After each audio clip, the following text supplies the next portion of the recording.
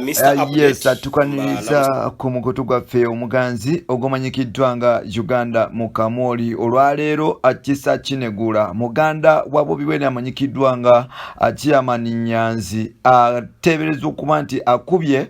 promoter amanyikiddwa nga Bajo Event. Olunaku lwaleero musaidize kamwe kiramu aba People Power baguze abantu ogezako kuba nti bakuba Bajo bamulanga okuba nti mbu yavaayo n'agenda ku TV emu n'avaayo n'agamba nti ye agenda kwagira Bobi Wine ng'omuntu wabula baganda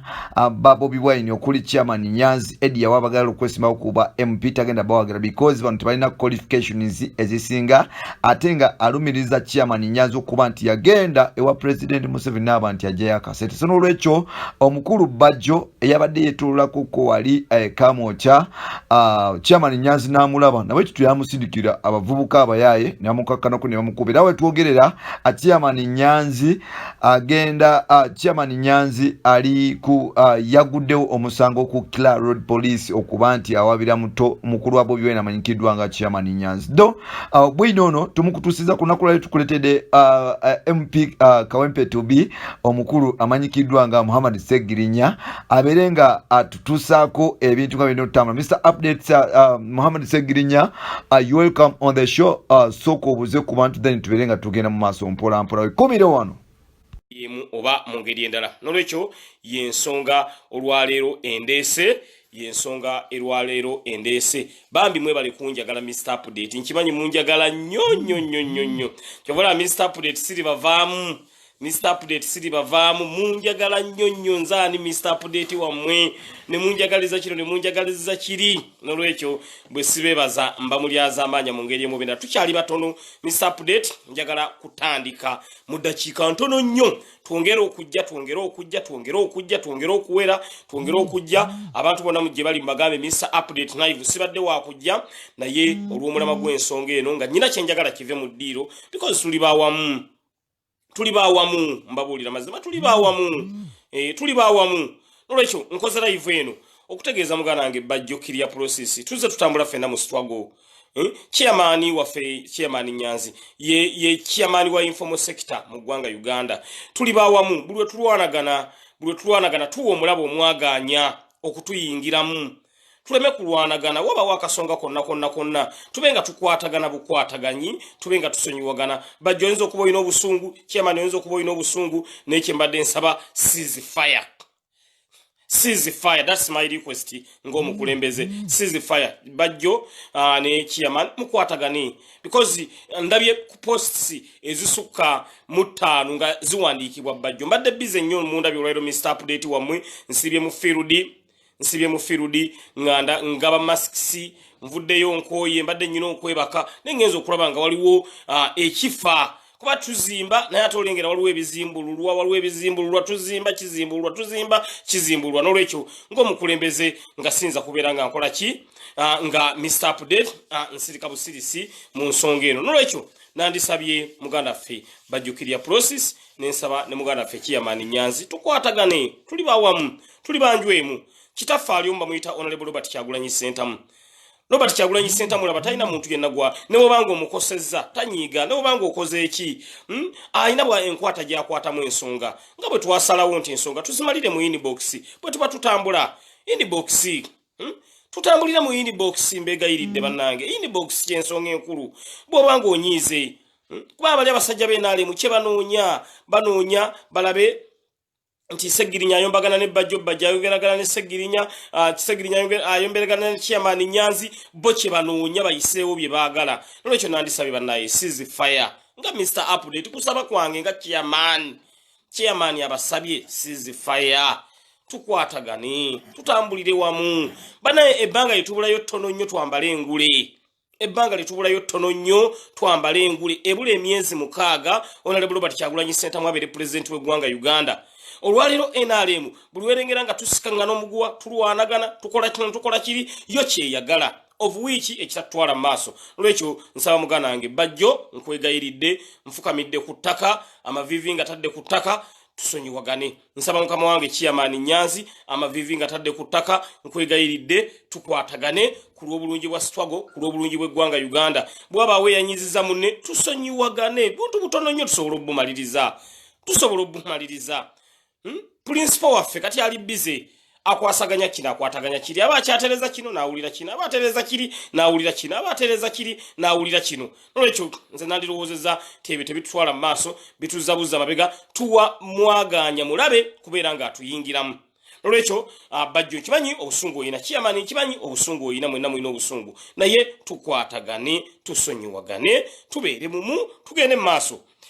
olwaliro ensonga ze twandibaye twogerako nsonga za kugaba masiki ggwanga lyonna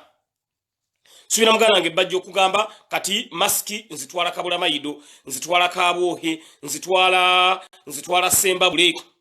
ku bintu byenjagala okuwulira ebyo kati issue njagala kuwulira ya masiki yokka because kati gwe mulamu oguliko nti nze nange muba muŋŋondezaamu mulimu nga Mr. Update chairman public health njagala kuwulira mulimu gwa masiki gwokka because masiki bantu kati ze bademandinga ekyo kitutwala mu maaso ekya masiki nti ekisookera ddala omuntu aba omulwaniridde okubeera omulamu ekyokubiri omuntu aba ategedde nti afiibwako ka masiki ako mukalabanga katono nnyo ne bw'okawa omuntu amanya people power endowoozezzaako mu ngeri emu oba endala because abantu tebalina ssente zigula masiki nandirowoozezza nti gyegyo emiramwa gye twandibadde tutambuliramu egya masiki because ebbanga ebula ttono nnyo tube nga twambala engule neka kati principal waffe naye entalo aziwulira azikooye buli budde tulwana tunatuukawo bannange njagadde kusaba busabi era kyekinkoseza kalive kano nti omulamu wakati gwe tuliko byonna twabitadde biri ebyokusonda bodaboda Mr. Update nabiyimiriza ebyokugaba emmere Mr. Update nabiyimiriza omulamu gwe tuliko gwakugaba people power masks gwe mulama gwe tuliko gwa kugaba people power masks mbagambye ebya boda nayimiriza twakomye ku Bobby Yanga neva kwekyo nembagamba ebyokugaba obuwunga biki nabyo twabiyimirizaamu katuli ku people power masks kyekintu kyokka kyenjagala kati okuwulira era omuntu ali ku mulamu ogwo oyo mwagala nnyo manya nti atambula n'ensonga naye bino kusika muguwa tulwanagana tukubagana tukola tuti ate nga tuli ba mu nnyumba emu tulwane at least nga tulwana n'abasajja abaki aba NRM betulina okulwana nabo neffe kampu eyaffe abasajja balina ogirengera ng'eri solidi nga banoonya nawe bayita tebalabawo ne bagala abasajja bantu bakubye tutya nga tebasobola naye buli balengera onaakuba ono onaakuba oli kibawa amaanyi n'omwaganya okuyisaawo bye baagala nolwekyo kyembasaba kiriki tusonyiwagane nfukamidde Mr. Update mutima mbasabye ceasefire bajjo otaddeyo posti ndoza ziringa mu 5 mbadde nsaba ekibanga kisoboka bajjo ne posti ezo ku lw'obulungi bwa struggle nsabye nga Mr. Update oyinza zijjeeyo ku lw'obulungi bwa struggle zijjeeyo gamenti ye nange nzikiririzaamuko ku lw'olumu ogenti mu lutuufu ne gw'ozadde akkubira engoma n'ozina bajjo mugana gekirya process posti ezo mbadde nsaba artist ozijjeeyo ku lw'obulungi bwaffe ku lw'obulungi bw'embeera yaffe ate omulabe kijja muwa enyiike ng'alengera abadde ayagala okuyisaawo ebibye ng'alengera ati tukwataganye tuli bumu ebyo bye bikuba omulabe buli wabalaba nga muli bumu ate awulira bubi nnyo omulabe tulina mukubya na solidarity is power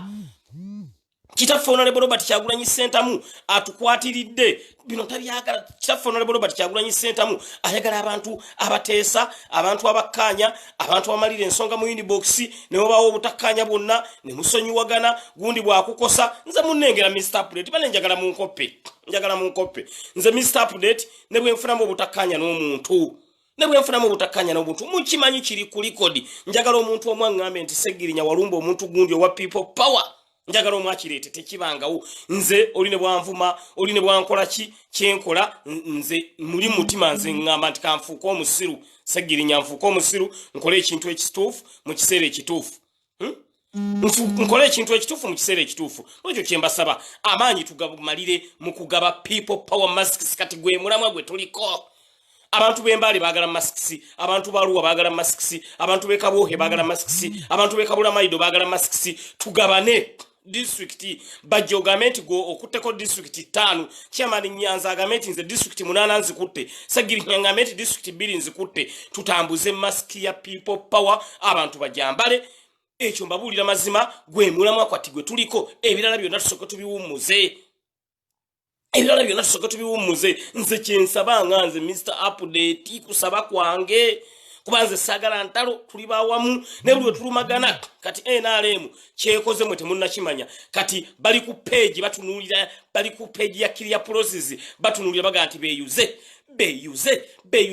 NRM byeyagala buli wewulira nga tulwanagana yonge esanyuka ebeeta ebyo omupiira buli bawulira nga tulwanagana tulina kubeera kimu